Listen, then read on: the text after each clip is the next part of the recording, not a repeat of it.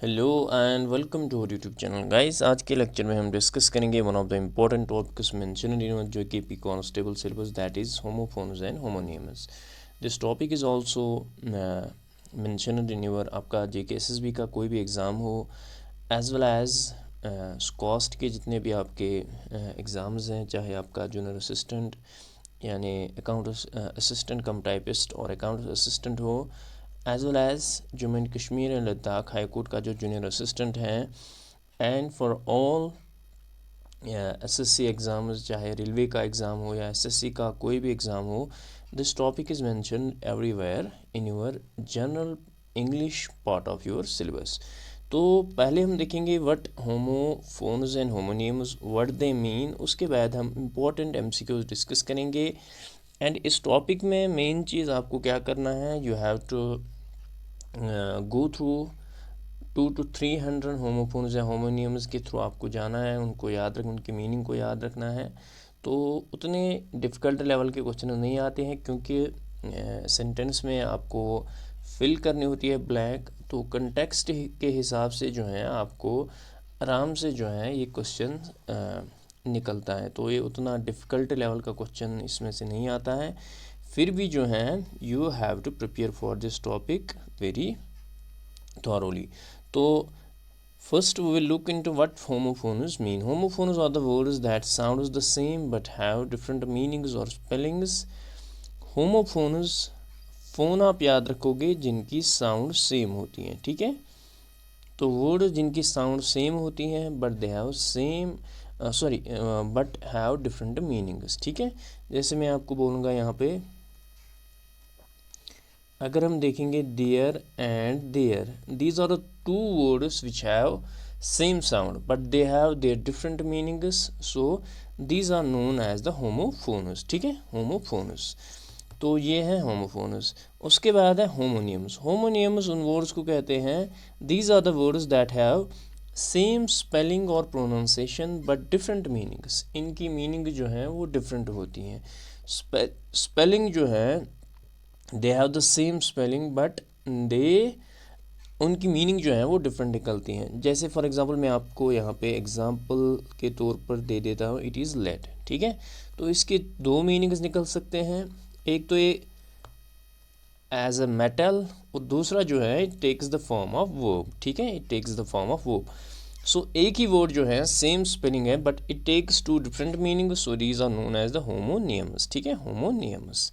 तो होमोनियम्स जो है नेम सेम होता है but they have the different meanings. तो ऑलरेडी मैंने यहाँ पे आपको बताया हुआ है डियर एंड डियर की example as well as lead की एग्जांपल मैंने, आई होप कि आपको अच्छे से समझ आया होगा। अब हम डायरेक्टली जो है क्वेश्चंस पे आएंगे, we will look into the questions.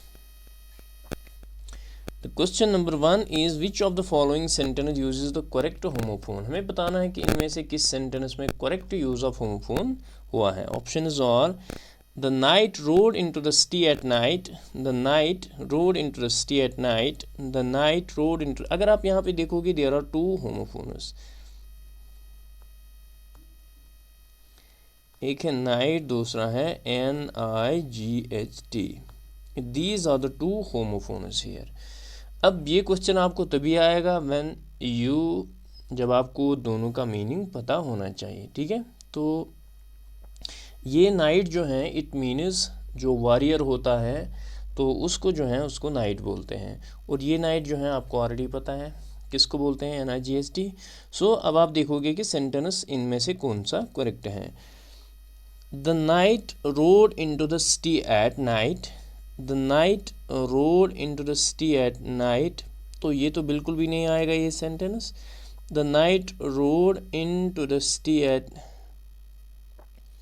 Night, the night, ये नाइट तो कोई वर्ड ही नहीं है, NIT, ये भी गलत है। द नाइट, अब देखा है ऑप्शन नंबर ए आएगा कि option number B, the knight rode into the city, option number A आएगा। इस रोड का मतलब होता है मतलब सड़क, ठीक है। तो यहाँ पे रोड की बात हो रही है, चलने की बात हो रही है, आने की बात हो रही है, तो it is ROD road, so it is option number ए। यहाँ पे मैंने एक्सप्लेनेशन भी दी हुई है, आप यहाँ पे एक तो आंसर साथ साथ मैंने यहाँ पे एक्सप्लेनेशन भी दी हुई है। अगर आपको इस लेक्चर का PDF चाहिए, you can join our Telegram channel, वहाँ से जो है आप ये डाउनलोड कर सकते हो। We will move to the question number 2. Which of the following sentences uses a homonium correctly? पहले याद रखना है किसका पूछा है, होमोनियम का। इसका क्या मतलब है, वर्ड सेम होगा, मीनिंग डिफरेंट होगी, ठीक है। The bear could not bear the cold winter. She placed the book on the bank by the river bank. He started at the plain white plains. The sun won or the sun in the competition, ठीक है। तो अगर आप देखोगे यहाँ पे सन और सन, ठीक है, दोनों का मीनिंग आपको इजीली से पता होगा। तो ये सेंटेंस बिल्कुल ग्रामेटिकली रॉन्ग है, क्योंकि यहाँ पे जो है सन नहीं आ सकता है, द सन वन नहीं आ सकता। सो ये बिल्कुल आप इनकरेक्ट इसको मान के चलेंगे। दूसरा जो है, he started at the plain wide plains, ठीक है। तो ये दो वर्ड्स हैं, एक तो होता है प्लेन, PLAIN, जिसको हम चटेल बोलते हैं, चटेल मैदान, जहाँ पे मतलब पेड़ वगैरह नहीं होते हैं, पूरा प्लेन होता है। दूसरा होता है PLANE, प्लेन, प्लेन होता है aircraft. So this sentence is also, ये भी गलत है। The bear could not bear, यहाँ पे दो वर्ड्स हैं, BEAR BARE, ठीक है। बियर जो है, बियर का मतलब होता है, एक तो it can take the meaning of the wild animal, जो वाइल्ड एनिमल होता है बियर, ठीक है। दूसरा जो है, बियर का मीनिंग होता है मतलब बर्दाश्त, ठीक है, बर्दाश्त। He could not bear the responsibility, या मतलब जो रिस्पॉन्सिबिलिटी उसके ऊपर डाली गई थी वो बियर नहीं कर पाया, तो दैट मीनिंग। तो यहाँ पे BARE होता है द नेकेड, ठीक है, जैसे he walked on the grass bare footed, ठीक है। तो ये सेंटेंस भी जो है आप, ये भी गलत है। अब यहाँ पे बैंक यूज़ हुआ है, बैंक जो है, बैंक इज़ ए होमोनियम, ठीक है। बैंक के दो मीनिंग्स निकलते हैं, एक तो होता है रिवर बैंक, ठीक है, जो दरिया का किनारा होता है, that is the bank, and another is the financial institution, जैसे हमारा जम्मू एंड कश्मीर बैंक है। So it is the only homonym here, ठीक है। तो it is option number B। बाकी जो है, अगर आप देखोगे A, C और D में जो है, इसमें होमोफोन्स यूज़ किए गए हैं, not the homonyms. There is only one sentence जिसमें होमोनियम यूज़ हुआ है, so it is option number B। Next question is, choose the correct homophone to complete the sentence. I need dash to dash this letter before the deadline, ठीक है। तो options are meal, male, male, none of the above, ठीक है। I need homophone की बात हो रही है, इसका क्या मतलब हो गया, स्पेलिंग डिफरेंट होगी बट साउंड सेम होगी, ठीक है, साउंड सेम होगी, प्रोनाउंसिएशन सेम होगी। यहाँ पे अगर आप देखोगे MALE male, MAIL mail, this is meal, ठीक है। तो ये आप इन दोनों में से आपको चूज़ करना है कि कौन सा करेक्ट आएगा। I need dash to this letter, तो लेटर की बात हो रही है, इसका मतलब है इट इज़ MAIL मेल की बात हो रही है। So it is option number C, that will be correct for this question. I need to mail this letter before the deadline, so it is option number C। Let us move to the next question. Identify the homonym in the following sentence. We have to identify the homonym in the sentence, ठीक है। तो options are tied, तो यहाँ पे sentence दिया हुआ है, he tied the knot in the rope, ठीक है। तो options are tied, knot, rope, none of the above, ठीक है। तो यहाँ पे जो homonym यूज़ किया गया है that is not, option number B। अब not जो है, एक ही वर्ड है, डिफरेंट मीनिंग्स निकलते हैं। एक तो होता है जैसे हम रस्सी वगैरह में गांठ लगाते हैं, ठीक है, fastening of a rope, fastening of a rope. दूसरा जो है, इसका मीनिंग निकलता है, ये एक नॉट जो है, it is used as a unit in जो नेविगेशन वगैरह होती है, ठीक है, तो उसकी स्पीड में जो यूनिट यूज़ किया जाता है that is a not, KNOT, ठीक है। तो not, it takes the two meanings. It refers to fastening of a rope and a unit of speed used in navigation. So it is the homonym that is used in the sentence. Let us move to the question number 5. Question number 5 जो है, complete the sentence using the following homophone. ठीक है, homophone की बात हो रही है। The dash is too high to pay for such a simple service. Options are fear, fear, fear। ठीक है, तो ये तीनों वर्ड जो हैं ये क्या है, these are the homophones. Spelling different है लेकिन साउंड सबकी सेम है। अब ये क्वेश्चन तभी आपको आएगा जब आपको सभी वर्ड्स की मीनिंग पता होगी। ठीक है, तो if we will look into the option number A, that is FARE। ठीक है, अगर हम इसकी बात करेंगे, ये होता है द रेंट वी पे। ठीक है, जैसे आप मतलब बस में चढ़े, आपको किराया देना पड़ता है, दैट इज द फेयर। ठीक है, FARE। ठीक है, FARE। और FAIR जो फेयर होता है, that is it refers to an event that is not just. ठीक है,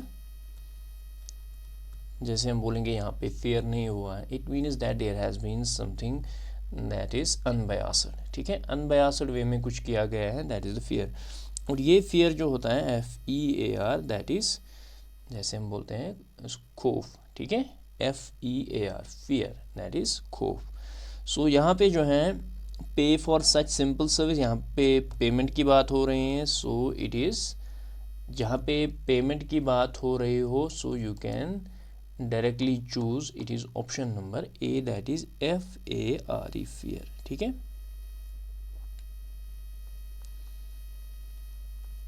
so it is option number A that will be correct for this question.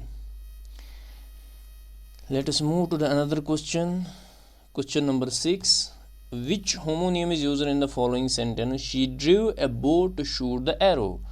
तो यहाँ पे options are drew, shoot, arrow and bow। ठीक है, तो अगर हम यहाँ पे देखेंगे कौन सा होमोनियम यूज़ किया गया है, so it is option number D। ठीक है, बो जो है, बो के 2 डिफरेंट मीनिंग्स निकलते हैं।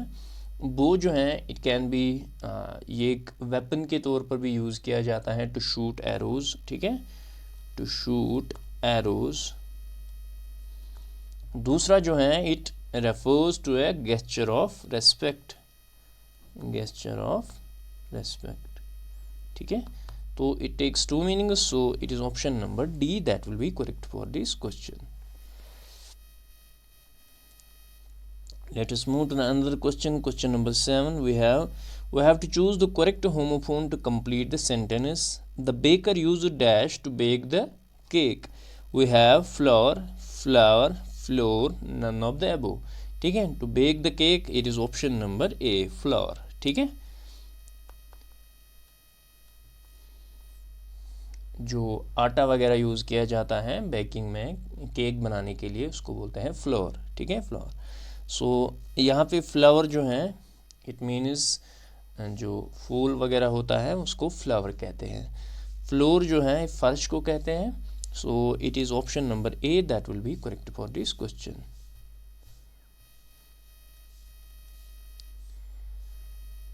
नेक्स्ट जो है, which homonym is used in the sentence she had to break the news to him gently. तो यहाँ पे हमें देखना है कि कौन सा होमोनियम यूज किया गया है सेंटेंस में। She had to break the news to him gently, option और हैड, न्यूज़, ब्रेक, जेंटली। ठीक है, तो अगर हम यहाँ पे देखेंगे ब्रेक की बात करेंगे, ब्रेक जो है it can take different meaning. एक ब्रेक होता है जैसे कोई चीज़ टूट जाती है, ब्रेक डाउन इनटू, ये सेपरेट होती है पीसेस में, उसको भी ब्रेक कहते हैं। ठीक है,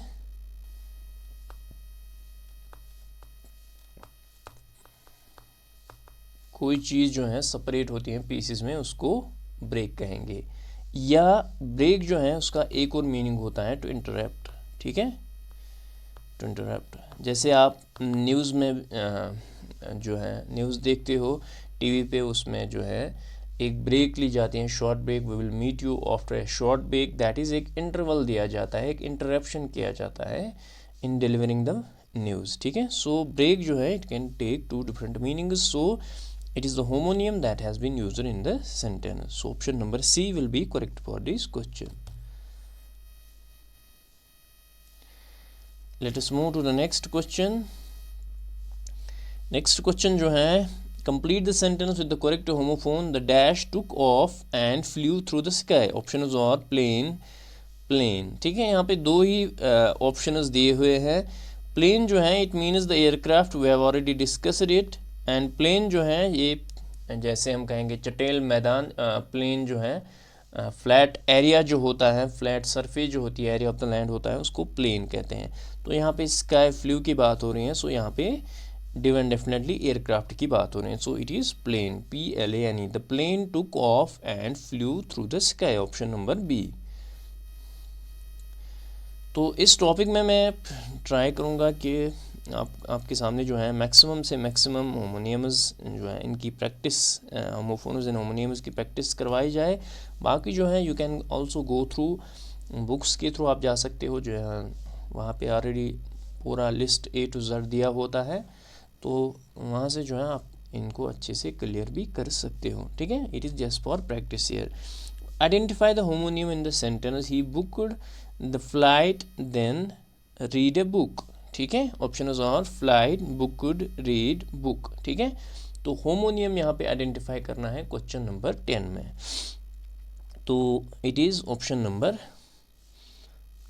डी। ठीक है, बुक जो है it can take different meanings. Book for example जो रिटन पेजेस की बुक होती हैं जो हम सभी पढ़ते हैं उस पर, तो it is the book.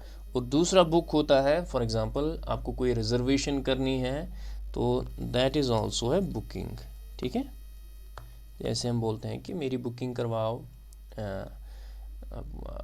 Weather you have to go from, जब स्टेशन, एक स्टेशन से दूसरे स्टेशन जाते हैं या किसी भी चीज़ में आपको रिजर्वेशन करनी हो, तो दैट इज़ वहाँ पे भी जो है बुक जो है टर्म यूज़ की जाती है। ठीक है, ऑप्शन नंबर डी।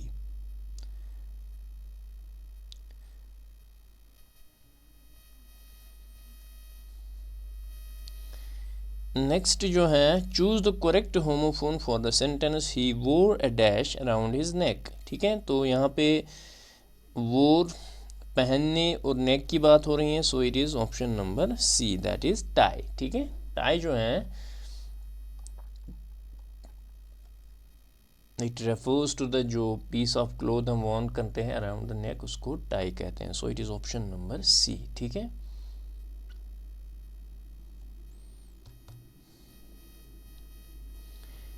नेक्स्ट जो है, which word in the sentence is a homonym, the rock band played at the outdoor concert. ठीक है, the rock band played at the outdoor concert, option is और बैंड प्लेड आउटडोर कॉन्सर्ट।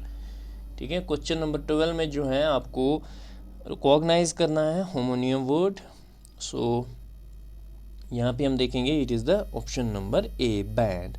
ठीक है, तो band जो है it can refer to both, एक तो जो म्यूजिकल ग्रुप होता है उसको भी बैंड कहते हैं, और बैंड जो है if we have a loop of material उसको भी बैंड कहते हैं। ठीक है, loop of material is also known as band. ठीक है, so it takes two different meanings, it refers to both musical group and a loop of material. ठीक है, तो that is the homonym here. Let us move to the next question, question number 13। Complete the sentence using the correct homophone. The dash of the story was not clear. Principal, principal, principal, none of the above. ठीक है, तो C जो है आप, ये कोई word ही नहीं है, यहाँ पे दो वर्ड है। ठीक है, प्रिंसिपल एंड प्रिंसिपल। ठीक है, ये प्रिंसिपल जो है it means the head of the institute. ठीक है, जैसे स्कूल में होता है, इंस्टीट्यूट में होता है, दैट इज़ द प्रिंसिपल। और ये प्रिंसिपल जो है these are the rules and regulations. ठीक है, तो यहाँ पे किसी की स्टोरी के बाद it is usually the option number ए, तो यहाँ पे ऑप्शन नंबर ए जो है यहाँ पे करेक्ट आंसर आएगा, so it is the principle that refer. Question number 14 is which is the homonym in the sentence he left the book on the left side of the table, option is और table, book, side, left. ठीक है, तो यहाँ पे अगर हम देखेंगे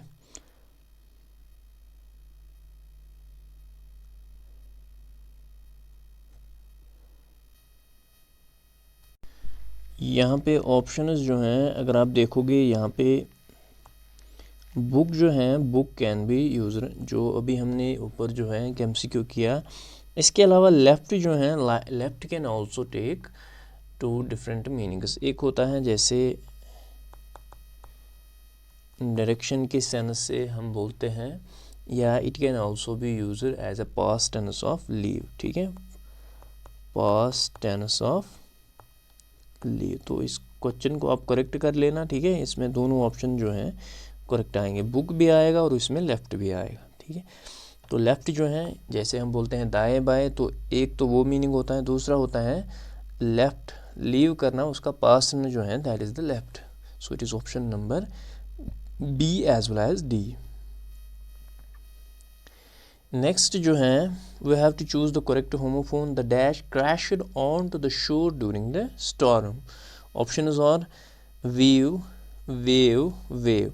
तो ये कोई वर्ड ही नहीं है, यहाँ पे दो ऑप्शन है, ऑप्शन नंबर बी एंड सी जो है। इसमें आप देखोगे वेव जो होती हैं, जो मूवमेंट ऑफ वाटर होता है दैट इज़ द वेव। ठीक है, और वेव जो होता है WAIVE, it means to forgo, right और क्लेम। ठीक है, that is the meaning of waive. ठीक है, ऑप्शन नंबर बी जो है that means that is to forgo, right और क्लेम, और वेव जो होती हैं that is the movement of water. तो यहाँ पे ऑप्शन नंबर सी आएगा, the wave crashed on the shore during the storm. ठीक है, option number C.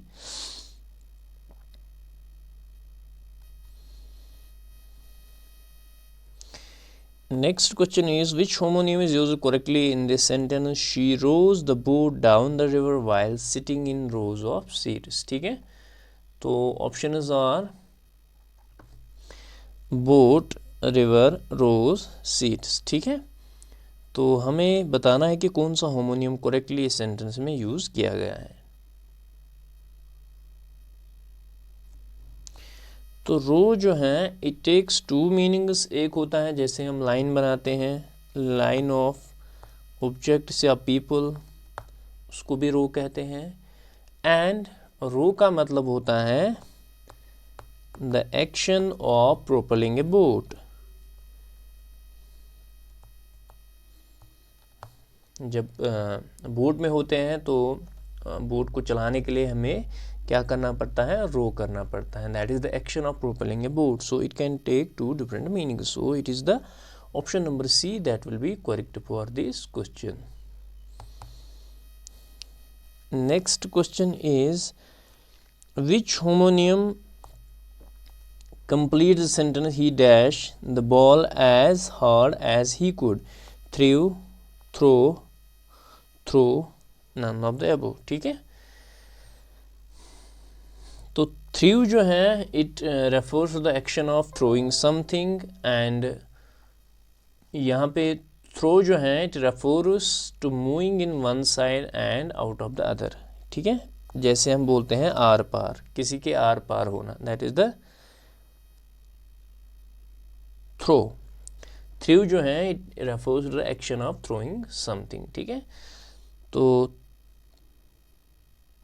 Throw and through. ठीक है, थ्रो जो है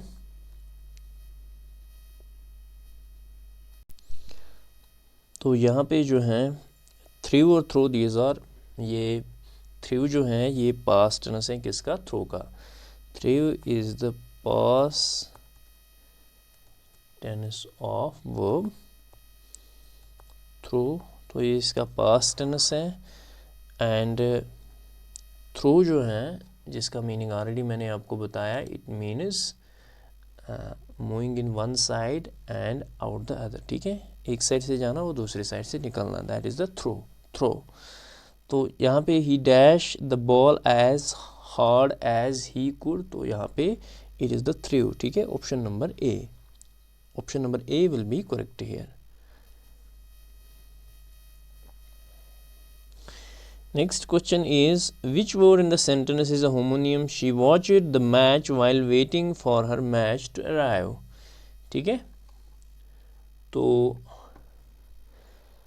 she watched the match while waiting for her match to arrive. तो यहाँ पे ऑप्शन नंबर बी जो है that is the match, it can take two different, एक जो है match that is the contest between for example you and your opponent, and दूसरा match जो होता है दैट इज़ द पार्टनर। ठीक है, तो ये जो है यहाँ पे इस सेंटेंस में होमोनियम यूज़ हुआ है, so it is option number B. Question number 19 is complete the sentence with the correct homophone. I had to dash the exam to pass the course. Pass, passed, pass, none of the above. ठीक है, तो ये बिल्कुल easy type का question है, it is पास। ठीक है, PASS, तो ये पास जो है कोई वर्ड ही नहीं है। So I had to pass the exam to pass the course, so it is option number A. ठीक है, ऑप्शन नंबर ए।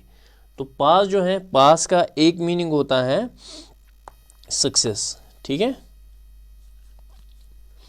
एक मीनिंग होता है टू सक्सीड, और दूसरा जो है पास होता है that is move by something. ठीक है, पास्ट आपको ऑलरेडी पता ही है, past refers to the previous time. So past जो है इट मीन्स टू सक्सीड और मूव बाय समथिंग। सो यहाँ पे जो है ऑप्शन नंबर ए यूज़ किया गया है। Question number 20 is which homonym is used in this sentence? She wrote her will and exercised her willpower. Options are wrote, exercised will and willpower. तो will जो है, will takes two different meanings. It can refer to जैसे determination to do something, ख्वाहिश होती है। ठीक है, तो उसको भी will कहते हैं। दूसरा मीनिंग जो है that is the legal document outlining विशेष, किसी पर्सन की डेथ होनी होती है तो उससे पहले जो है वो लीगली जो है एक डॉक्यूमेंट पे अपनी विशेष जो है वो आउटलाइन करवाता है, उसको भी विल ही कहते हैं, द लीगल डॉक्यूमेंट आउटलाइनिंग विशेष। और दूसरा जो है, दूसरा मीनिंग होता है विश का डिटर्मिनेशन टू डू समथिंग। ठीक है, determination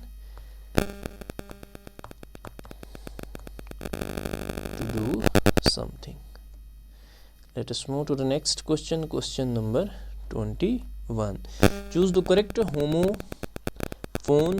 We walked along the dash path. ठीक है, तो options are chorus, chorus, course, none of the above. ठीक है, CORSE जो है ये कोई वर्ड ही नहीं है। ठीक है, COARSE एंड COURSE। कोरस जो है COARSE, it refers to the rough texture. ठीक है, रफ टेक्सचर, वाइल कोरस जो है आपको पता है refers to the direction of या क्लास होता है।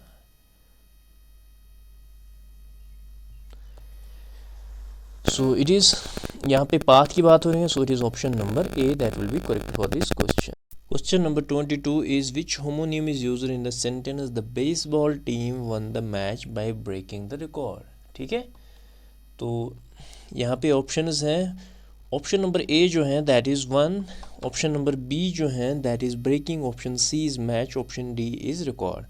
तो इस क्वेश्चन का आंसर जो है आप हमें कमेंट सेक्शन में बताएंगे। What is the correct answer for this question? Question number 22 जो है इसका आप हमें करेक्ट आंसर बताएंगे। ठीक है, let us move to the next question. Question number 23. Sorry. Question number 23 जो है we have to complete the sentence with the correct homophone. The doctor gave me a dash for my illness. These are two words, advice, advice. ठीक है, तो ये दो word जो हैं they have their own meanings. Advice, VIC जो है इसका मतलब होता है गाइडेंस। ठीक है, गाइडेंस। वाइज एडवाइस जो होती है ADVIC, ये होती है, it is a verb meaning to give. जैसे हम काउंसलिंग वगैरह किसी को करते हैं, पेरेंट जो है अपने बच्चे को काउंसलिंग करते हैं, तो that is the advice, VISE। ठीक है, ऑप्शन नंबर जो है, ऑप्शन बी जो है दैट इज़ द एडवाइस। तो यहाँ पे the doctor gave me A dash for my illness, ठीक है। तो यहाँ पे डॉक्टर की जो है गाइडेंस की बात हो रही है, so it is option number A, that is advice, VICE, ठीक है, एडवाइस। तो वाइज जो होती हैं ये, इसको उर्दू में बोलते हैं नसीहत करना, ठीक है, तो नसीहत। तो ये एडवाइस जो होती हैं ये होती है गाइडेंस, ठीक है। आपको ऐसा करना चाहिए जैसे डॉक्टर पेशेंट को बोलता है आपको इन चीज़ों से परहेज़ करना है, ये चीज़ें नहीं खानी है, ये चीज़ें खानी है, तो दैट इज़, तो यहाँ पे वही एडवाइस वर्ड यूज़ हुआ है, ADVICE। नेक्स्ट क्वेश्चन जो है, which word in the sentence is a homonym? He will bat at the next cricket match. He will bat at the next cricket match. तो यहाँ पे ऑप्शन जो हैं use किए गए हैं will, bat, match। Option number D is next. तो अगर आप देखोगे ऑप्शन नंबर बी जो है that is bat, it takes two different meanings. एक जो स्पोर्ट्स जैसे क्रिकेट में यूज़ किया जाता है बैट, दूसरा जो है एक फ्लाइंग मैमल होता है जिसको भी बैट बोलते हैं, ठीक है। तो bat is the homonym that has been used in this sentence. Next question जो है, which homophone completes the sentence she could not bear to see dash in the zoo, ठीक है। ऑप्शंस आर, ये क्वेश्चन जो है already हम कर चुके हैं, बियर एंड बियर। तो बियर जो है BARE, इट मीन्स एक्सपोज, ठीक है, और BEAR means the wild animal, ठीक है। तो यहाँ पे जू की बात हो रही है, so it is bear, BEAR। So it is option number B that will be correct for this question, ठीक है। BARE जो होता है दैट इज़ द नेकेड और एक्सपोजर, बेयर फुटेड जैसे हम कहते हैं। नेक्स्ट क्वेश्चन जो है question number 26, which word is a homonym in the sentence they saw the saw at the construction site, they saw at site, ठीक है। तो सा जो है, सा की टू डिफरेंट मीनिंग्स हैं। एक सा जो है that is the we can say जो टूल या इंस्ट्रूमेंट यूज़ किया जाता है कटिंग के लिए, जिसको आरी कहते हैं। दूसरा सा जो है, saw that is the past tense of seeing, ठीक है। तो सी जो है उसका सीइंग का जो पास्ट टेंस है दैट इज़ सा, ठीक है। So it is option number B. Next question जो है, choose the correct homophone, the captain stood at dash of the ship, bow, ठीक है। तो यहाँ पे देखोगे आप ऑलरेडी हमने आपको बताया हुआ कि जो bow जो है it takes two different meanings.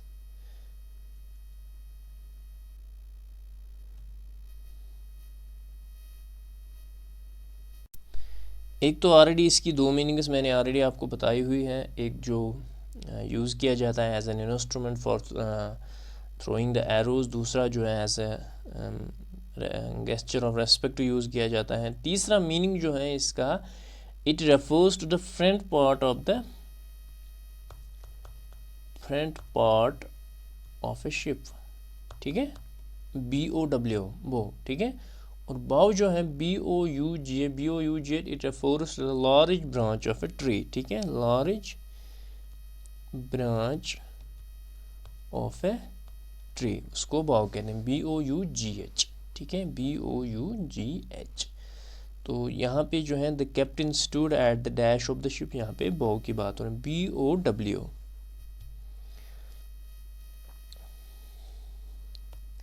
Next जो है, which homonym is used in the sentence he tipped the scale and weighted his options are tipped, scale, weighted। Option number D is options, ठीक है। तो यहाँ पे scale जो है, scale can take, एक तो जैसे मेजरिंग के लिए डिवाइस यूज़ किया जाता है, ठीक है, दैट इज़ द स्केल। तो दूसरा जो है, दूसरा इसका मीनिंग होता है इट इज़ ए स्केल जो है सीरीज ऑफ म्यूजिकल नोट्स। जैसे आपने म्यूज़िक वगैरह में सुना होगा कि ये गाना जो है ए स्केल में गाया गया है, बी स्केल में गाया गया है, वैसे ही। ठीक है, एक स्केल होता है यूज़र फॉर मेजरिंग के लिए यूज़ किया जाता है, दूसरा स्केल होता है जो गाने में होता है। ठीक है, सो ऑप्शन नंबर बी जो है यहाँ पे करेक्ट आंसर आएगा।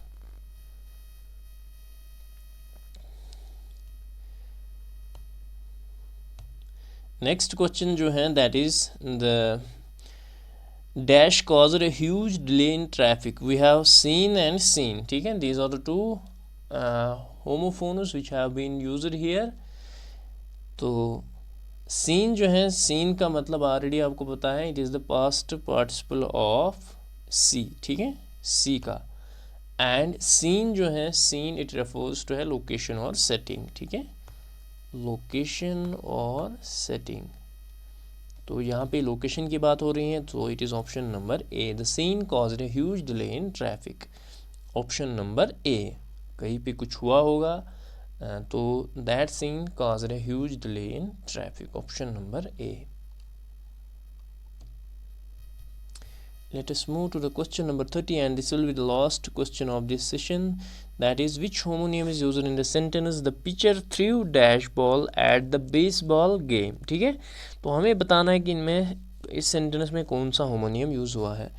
Option number A is pitcher, option B is throw, option C is ball, option number D is game. ठीक है, it is option number A that is pitcher जो है it refers to the, जो baseball में player होता है, ठीक है, उसको पिचर कहते हैं। और पिचर जो है it also refers to the large container. ठीक है, यूज्ड फॉर होल्डिंग लिक्विड्स। ठीक है, किसी फैक्ट्री में आपने देखा होगा कि बड़ा कंटेनर होता है जिसमें लिक्विड वगैरह होल्ड किया जाता है, उसको भी पिचर कहते हैं। और पिचर जो है दूसरा मीनिंग क्या है उसका, इट रेफर्स टू ए, जो बेसबॉल में प्लेयर होता है एक, तो उसको भी पिचर कहते हैं। तो these were the 30 important MCQs on your homophones and homonyms. I hope कि आपको अच्छे से समझ आया होगा। तो किस हिसाब से आपको इस टॉपिक में पढ़ना है, it is just the vocab base topic, आपकी वोकैबलरी पे डिपेंड करेगा, आपने कितने होमोफोन्स उनकी मीनिंग पढ़ी होगी, उसी पे मेनली जो है ये डिपेंड करेगा। And after going through maximum homophones and homonym, उसके बाद आप प्रैक्टिस जो है कर सकते हैं।